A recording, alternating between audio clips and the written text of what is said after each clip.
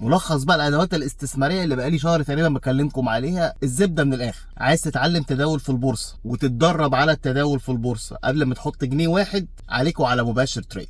هتتعلم في الاكاديميه بتاعتهم وهتتدرب على التداول على المنصه الفيرتشوال بتاعتهم، وبعد كده هتستخدم التطبيق وتتداول زي ما انت عايز. طب لو عايز بقى تشتري شهادات الذهب ثاندر على طول، ما شاء الله لسه عاملين راوند جديده واخدين مبلغ عشان يكبروا التطبيق بتاعهم.